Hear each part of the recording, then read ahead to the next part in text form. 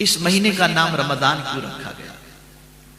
रमजान रमदा से है, जिसके मानी शिद्दत से हरारत, एकदम तपिश।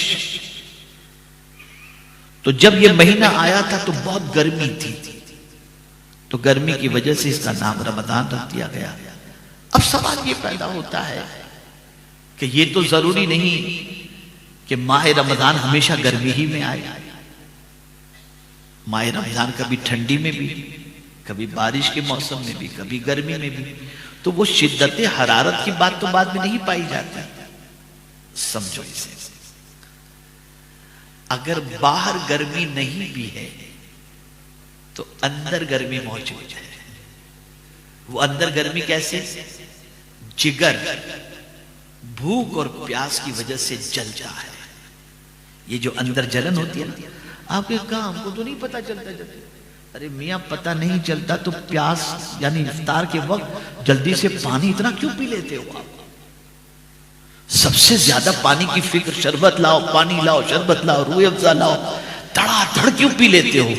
वो अंदर की आग को बुझाने के लिए आप ये ठंडे मशरूब को जो है ना पी लेते हो, पानी भी पीते हो और शरबत भी पीते हो ताकि थोड़ा सुकून नसीब हो जाए।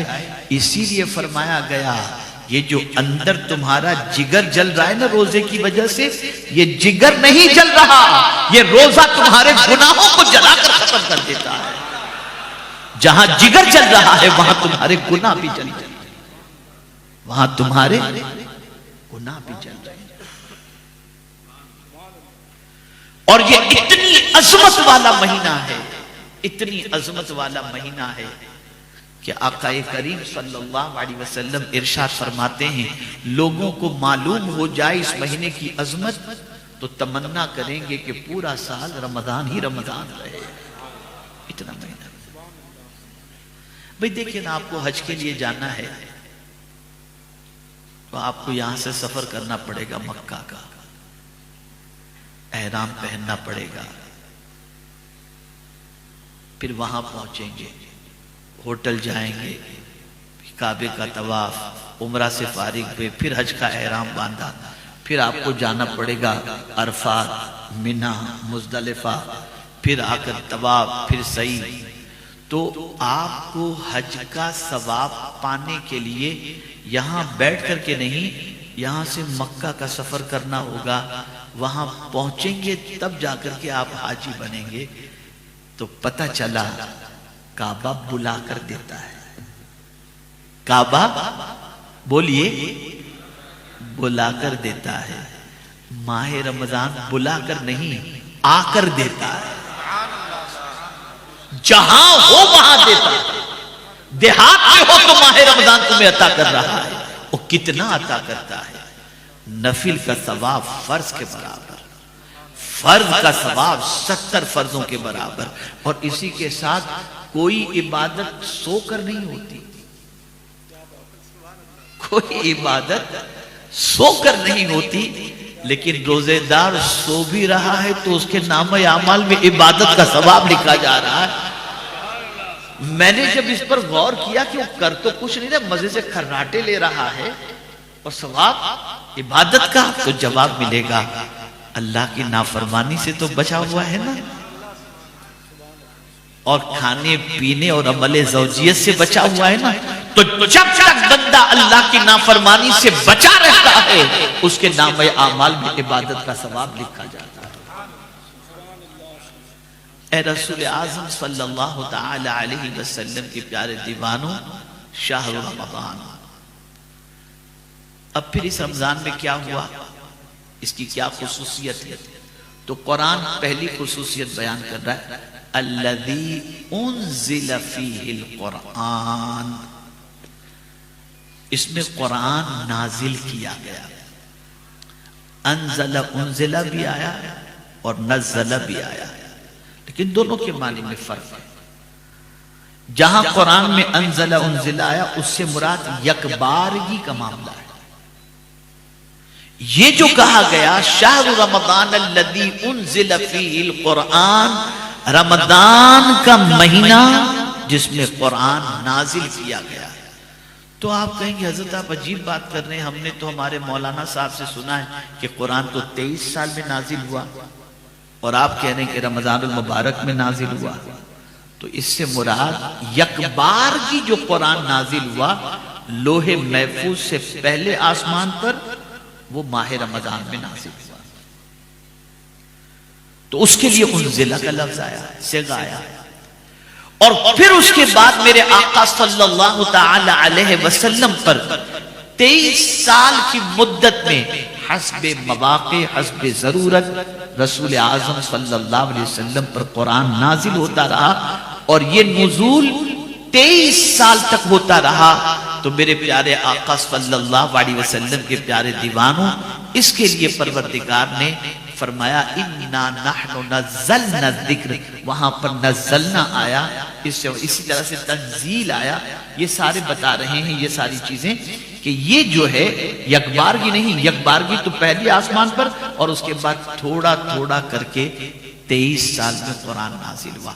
एक बात समझ में आ गई, उस जमाने में जब रसूल आज़म सल्लल्लाहु अलैहि वसल्लम जब ये फरमाते लोगों से ये कुरान है मेरे रब ने मुझ पर नाजिल किया, तो लोग एतराज करते थे कि ये तो मोहम्मद सल्लल्लाहु अलैहि वसल्लम लोगों के साथ बैठ करके कुछ अरबी की इबारत बनाकर बता रहे हैं, और इस तरीके से हमारे सामने कह रहे हैं कि अल्लाह का कलाम है।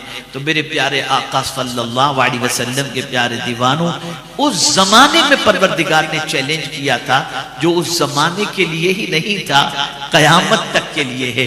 वइन कुंतुम फी रैबिन मिम्मा नज़्ज़लना अला अब्दिना फातू बिसूरतिन मिन मिस्लिही, वाज़ेह तौर पर कुरान ने कह दिया।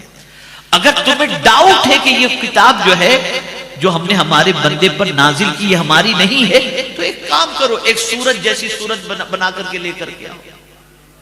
अब सूरज से मुराद क्या, मैं आपको समझाऊं, शायद आप सोचेंगे सूरत की क्या मतलब। 3 सेंटेंस बना के लाओ पे 3 आयतें, इन्ना आतैनाकल कौसर फसल्लि लिरब्बिका वनहर इन्न शानियका हुवल अबतर। कुरान ने उस जमाने में कहा था कि एक सूरज जैसी सूरत बना करके लाओ, यानी कुरान जैसे 3 सेंटेंस बना करके लाओ। आज खला में परवाज करना आसान है, चांद की जमीन पर कदम रखना आसान है, लेकिन कुरान की एक सूरत जैसी सूरत लाना सारी दुनिया के साइंटिस्ट और पढ़े लिखे मिलकर के भी कोशिश करें, नहीं ला सकते, नहीं ला सकते। ये है वो किताब, ये है वो किताब। अच्छा, फिर इस किताब को अल्लाह ने नाजिल करना चाहा, तो चूंकि अल्लाह की किताब, अल्लाह पाक पाकीज़गी को पसंद फरमाता है, और फिर किताब बड़ी अजमत वाली, तो अल्लाह ने चाहा कि नाजिल कहां किया जाए। तो कहा लौ अंज़लना हाज़ल कुरान अला जबल लरअयतहु खाशिअन मुतसद्दिअन मिन खश्यतिल्लाह, अगर हम इस कुरान को पहाड़ पर नाजिल करते तो तुम देखते कि खशियत रब्बानी की वजह से पहाड़ रेजा रेजा हो जाता। पहाड़ कहाँ है, ये नहीं छोटा पहाड़, एवरेस्ट भी हो तो पहाड़ में ही शुमार किया गया, बड़े से बड़ा पहाड़, हिमालय पहाड़, बड़े से बड़ा पहाड़। अल्लाह फरमाते अगर इसको हम पहाड़ पर नाजिल करते तो खशियत रब्बानी की बुनियाद पर पहाड़ रेजा रेजा हो जाता। मेरे करीम, क्या पहाड़ से भी ताकतवर कोई चीज है कोई? तो अल्लाह अकबर, मेरे करीम ने हुजूर की ताकत का जलवा दिखा दिया। कब मेरे कलाम की ताब पहाड़ नहीं उठा सकता, बस एक दिल है, यही इसका बोझ उठा सकता है। और इस किताब के नुज़ूल के लिए अल्लाह ने जिस जगह का इंतखाब किया वो जगह मुस्तफा जाने रहमत का क़ल्ब अतहर है। अला क़ल्बिका लितकून मिनल मुंज़िरीन, मेरे महबूब आपके क़ल्ब पर कुरान नाज़िल किया, क़ल्ब मुस्तफा सल्लल्लाहु अलैहि वसल्लम। अब यहां मैं आपको समझाता हुआ चलूं, क्योंकि मुझे मौजूद दिया गया है नुज़ूल कुरान के बारे में, तो थोड़ा सा समझा दूं। और इस किस्म का माहौल और ऐसी जगह होती है ना, तो थोड़ा सा अंदाज दर्स व तदरीस वाला होता है, अच्छा लगता है, बोलने में भी टेंशन नहीं होता। तो अर्ज ये कर रहा था, कुरान, आप में से कोई ऐसा शख्स है जो बेवुजू और कुरान उठाने की हिम्मत करेगा? बोलिए, जवाब दीजिए आप। कोई करेगा हिम्मत? भाई जवाब देना। नहीं ना। अगर नापाक है तो कुरान को छुएंगे आप? नहीं छुएंगे। नापाक कुरान को टच नहीं कर सकता, नापाक कुरान को उठा नहीं सकता, है ना? तो अब कुरान को जिस सीने में रखना है, वो सीना भी तो पाक होना चाहिए ना। तो रब ने नाजिल किया ऐसे सीने पर कुरान जिस जगह से बेहतरीन पाकीज़ा जगह कोई दूसरी है ही नहीं। तो फिर मेरे इमाम पुकार उठे, तू जो चाहे तो अभी मैल मेरे दिल के धुले, कि खुदा दिल नहीं करता कभी मैल आते। इतना पाक दिल हुजूर सल्लल्लाहु अलैहि वसल्लम का, जिसकी कोई इंतहा नहीं, एकदम पाक और प्योर दिल। अच्छा, मुझे यहां एक बात याद आ रही है, एक सूफी की, अजीम वली कामिल की, फरमाते हैं कि जो शख्स कुरान की बरकत को हासिल करना चाहे या कुरान को बतौरे मशरूब, यानी उसके जरिए अपनी प्यास बुझाना चाहे, तो जाहिर सी बात है कि पीने के लिए कोई बर्तन तो चाहिए। गिलास में आप पिएंगे, प्याले में पिएंगे, बोतल में पिएंगे, कोई बर्तन में पानी होगा तो उस बर्तन में पिएंगे ना। अल्लाह अकबर, अल्लाह अकबर।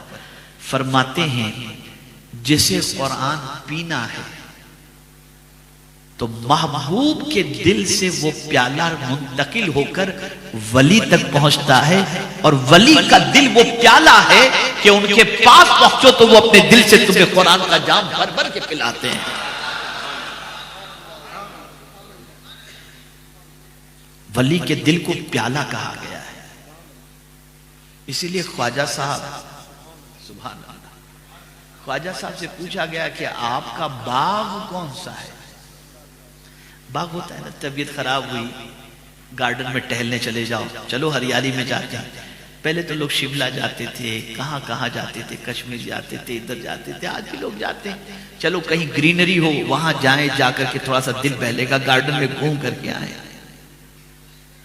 तो गार्डन में आदमी जाता है दिल बहलाने के लिए, तबीयत फ्रेश करने के लिए। तो किसी ने पूछ लिया, गरीब नवाज से, पूछने वाले ने पूछा कि आपका गार्डन कौन सा है? भाई हर आदमी इंसान होने की हैसियत से थोड़ा सा अपसेट कभी होता है, तो सोचता है चलो दिल बहला कर आ जाए। तो गरीब नवाज से पूछा गया कि आपका बाग कौन सा है, कहां आप दिल बहलाने जाते हो, कुर्बान जाइए। फरमाते मेरा बाग कुरान है, और उस बाग की बहार मोहम्मद अरबी। अल्लाह वालों का जब दिल थोड़ा सा गमगीन होता और फ्रेश होना चाहते, वो कुरान पढ़ना शुरू कर देते थे, उनका दिल बाग बाग हो जाता था। और यही वजह है दुनिया में वाहिद ये किताब ऐसी है जिसको जितनी मर्तबा पढ़ो ना उकताहट नहीं होती। बाबा बंद कर दीजिए आप।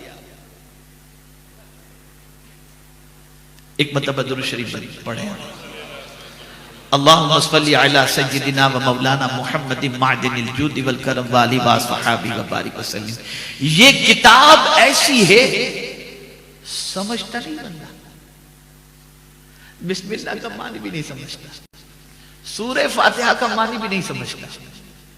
कोई ऐसी किताब नहीं जिसको जानता भी न हो, यानी जिसको समझता ना हो और उसको इतनी बार पढ़ता चला जाए। आप देखेंगे माह रमजान में कोई कहेगा मैंने 7 कुरान खत्म किए, मैंने 3 कुरान खत्म किए, ए अल्लाह, माजरा क्या है कि इस किताब को न समझने वाला भी इतनी बार पढ़ता है और पढ़ता ही रहता है? तो जवाब मिलेगा, ये दिल बहलाने वाली किताब है, ये मेरी किताब है। और चूंकि ये किताब मेरे महबूब के दिल पर उतरी, तो जो भी गमगीन दिल वाला होगा इसे पढ़ेगा तो उसका दिल अल्लाह ताला बहला दिया करेगा। ये दिल बहलाने वाली किताब है, दिल बहलाने वाली किताब है, दिल को बहुत सुकून अता करने वाली किताब है। तो फरमाया गया उन्ज़िल फ़ीहिल कुरान।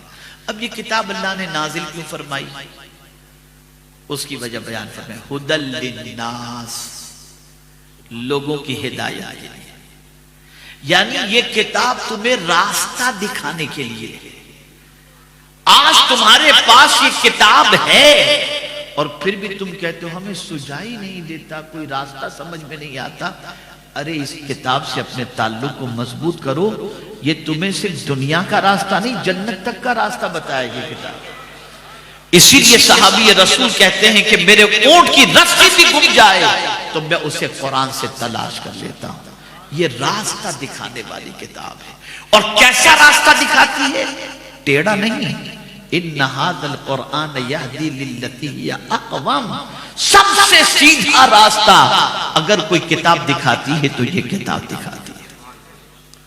हक और बातिल के दरमियान फर्क करने वाली रोशन क्लियर, हक क्या है और बातिल क्या है। वबय्यिनातिन मिनल हुदा वल फुरक़ान, बिल्कुल वाज़ेह। आपको दूध का दूध और पानी का पानी ये किताब करके बता दी। और जो ये किताब ने कह दिया वो हुआ और वही होगा, वही होगा, उससे हटकर कुछ नहीं होगा। इसलिए कि ये किताब अल्लाह की किताब है। दुनिया का इंसान कहता है तो उसमें अपना तजर्बा होता है, अपनी फिक्र होती है, अपना गुमान होता है, उसके बाद वो कहता है। लेकिन अल्लाह के इल्म में तो सारी चीजें हैं और कयामत तक का सारा मामला उसके सामने है। वो अलीम खबीर है, इसलिए उसने जिसके बारे में जो कह दिया वो बिल्कुल हक है और वैसा ही होगा। तो हक और बातिल के दरमियान का फर्क ये किताब का